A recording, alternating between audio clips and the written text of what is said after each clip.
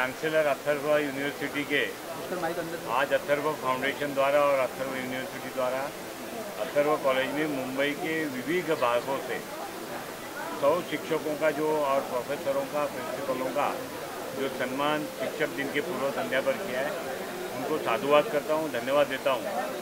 और शिक्षकों ने अपनी जो कोई ताकत है पूरी राष्ट्र निर्माण के लिए, समाज निर्माण के लिए और व्यक्ति निर्माण से शुरू की है, उनके लिए उनको शुभकामनाएं देता हूं। मेरे अपने इस पॉलिटिकल करियर में एक साथ मुंबई के 100 शिक्षकों का पूरे सम्मान के साथ और 100% उपस्थिति सभी शिक्षकों के अवार्डी के, ये ऐसा फंक्शन मैंने पहली बार देखा है।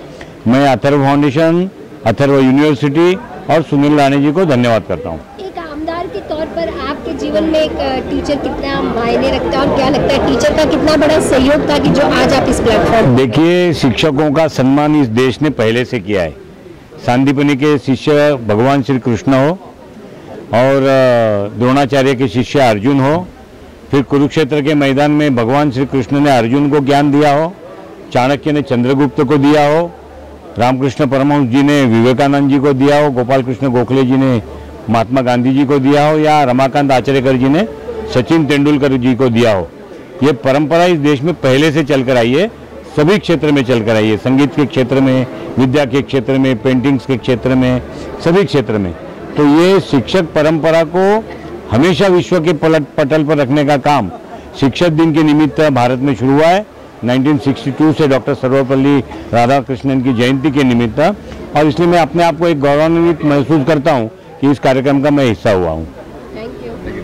शिक्षकों के सम्मान के लिए जो आयोजन किया गया है, क्या कहना चाहेंगे, इससे क्या संदेश देना चाहता है यूनिवर्सिटी? अथर्व यूनिवर्सिटी के माध्यम से आज पूर्व संध्या में, वैसे तो कल 5 सितंबर है, स्वर्गीय डॉक्टर सर्वपल्ली राधाकृष्णन जी के जन्म दिवस के उपरोक्त में हम शिक्षक दिन मनाते हैं, लेकिन कल सार्वजनिक छुट्टी है, इसके लिए आज उसकी पूर्व संध्या में अथर्व यूनिवर्सिटी के माध्यम से मुंबई, ठाणे, नवी मुंबई, मीरा भाईंदर, यहाँ पर बसे हुए बहुत सारे school, college, junior college, senior college, engineering college, ऐसे बहुत सारे शिक्षकों का सम्मान करने की एक योजना मैंने बनाई थी और उसके तहत करीबन 700-800 स्कूल और कॉलेज तक हम पहुँचे और वहाँ से शिक्षकों के हमने अर्जी प्राप्ति किए और उसके पश्चात आज 100 शिक्षकों का और शिक्षिकाओं का सम्मान यहाँ पर हुआ है। मैं सबसे पहले डॉक्टर सर्वपल्ली राधाकृष्णन जी, जो हमारे पहले उपराष्ट्रपति थे, फिर दूसरे राष्ट्रपति थे, उनके जन्म दिवस के उपलक्ष्य में कल होने वाले शिक्षक दिन के समारोह के लिए बहुत सारे शिक्षकों को मैं मनपूर्वक शुभेच्छा देता हूँ, उनका अभिनंदन करता हूँ। हर व्यक्ति के जीवन में माँ और पिताजी के पश्चात सबसे परिणाम करने वाला अगर कोई व्यक्ति है तो वो शिक्षक होता है और शिक्षकों के माध्यम से हमने देखे कि पूरे विश्व भर में अनेकों का जीवन, अनेक विद्यार्थियों का जीवन, अनेक विद्यार्थिनियों का जीवन बनाया दिया जाता है और शिक्षकों से प्रेरणा लेते हुए, शिक्षा लेते हुए हम जीवन में आगे बढ़ते हैं। इसके लिए शिक्षकों का सम्मान ये हमारा सभी का स्वाभिमान होता है और ऐसे स्वाभिमान का सत्कार और सम्मान करना ये मेरा भाग्य मैं समझता हूँ। अथर्व यूनिवर्सिटी, जिसकी मान्यता हमारे आदरणीय मुख्यमंत्री श्री देवेंद्र जी फडणवीस के हाथों से हुई है, उनकी घोषणा के माध्यम से हुई है और पिछले 27 वर्ष से लगातार अथर्व अनेक संस्था के माध्यम से विद्यार्थियों को बहुत ही गुणवान विद्या देने का प्रयास करता है और अथर्व यूनिवर्सिटी एक टेक्नोलॉजिकल, फ्यूचरिस्टिक और आर्टिफिशियल इंटेलिजेंस के जग में बहुत बेहतरीन काम करने वाली अथर्व यूनिवर्सिटी है। जब शिक्षक की बात आती है तो हर शिक्षक बेस्ट होता है, तो उसमें 100 को कैसे आपने फाइनलाइज किया कि 100 को दिया जाना चाहिए और किन बातों को ध्यान में रख के आज 100 लोगों को यहाँ पे सम्मान किया? पहले तो 600-700 शिक्षकों ने 2 दिन में ही हमारे पास उनका नामांकन भर दिया था। मैं भी जानता हूँ कि हर शिक्षक मेहनती होता है, परिश्रमी होता है, लगन से अपनी विद्या लोगों के लिए, विद्यार्थियों के लिए देता है। गाँव में तो बुजुर्गों को भी शिक्षा देने का काम हमारे शिक्षक, अध्यापक, प्राध्यापक करते हैं। मैं मानता हूं कि विद्या जिनके हाथों में होती है, सरस्वती जिनके ओठों पे होती है, वही लोग आगे जाके अपनी शिक्षा के माध्यम से पूरे जगत में अपना नाम कमाते हैं। और मैंने 100 इसके लिए दिए। वैसे तो मैं 75 देने वाला था, क्योंकि आदरणीय प्रधानमंत्री जी के 75 वर्ष पूरे हो रहे हैं। तो 75 वर्ष पूरे होने के पश्चात आदरणीय प्रधानमंत्री ने जिस प्रकार से हिंदुस्तान को आधुनिक हिंदुस्तान बनाने का जो प्रयास लगातार 11 वर्षों से किया है, और शिक्षक ये सबसे महत्वपूर्ण होता है। पहले चरण में हमने 100 शिक्षकों का किया है। आने वाले दिवाली के समारोह में करीबन 251 तक शिक्षकों का सम्मान और सत्कार हम करने जा रहे हैं। हर शिक्षक प्रयत्नपूर्वक अपनी शिक्षा विद्यार्थियों को देने का प्रयास करता है। वो कौन सी बात है जो सभी यूनिवर्सिटी से अलग अथर्व यूनिवर्सिटी को देखा जाता है? अभी ऐसा है कि अथर्व यूनिवर्सिटी ने पहला कदम इस साल रखा है, लेकिन अथर्व शिक्षा के संस्थान 1999 से चलते हैं।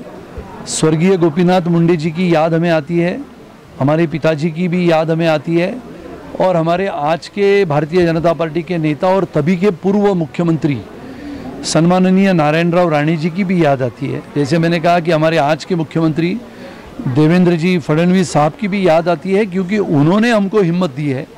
और मैं क्यों कहता हूं कि अथर्व यूनिवर्सिटी एक अलग है, एक अलग दायरा है। 1999 में जब लोग ये कहते थे कि इंजीनियरिंग हो तो production, mechanical, civil, electrical, instrumentation हो, तभी मैंने कंप्यूटर इंजीनियरिंग शुरू किया था। तो लोग ये कहते थे कि कंप्यूटर इंजीनियरिंग करोगे तो क्या होगा। 1996 में तो कंप्यूटर आया था, लेकिन एक सपना मैंने 1999 में देखा था कि जो लोग कर रहे हैं, जो लोग जिस दिशा में जा रहे हैं, उसी दिशा का आखिरी बिंदु हमने तय करना चाहिए। इसके लिए हमने तभी अथर्व में कंप्यूटर्स, इलेक्ट्रॉनिक्स, डिजिटल इलेक्ट्रॉनिक्स शुरू की थी। 2013 में मैंने पहला रोबो लाया साउथ कोरिया से।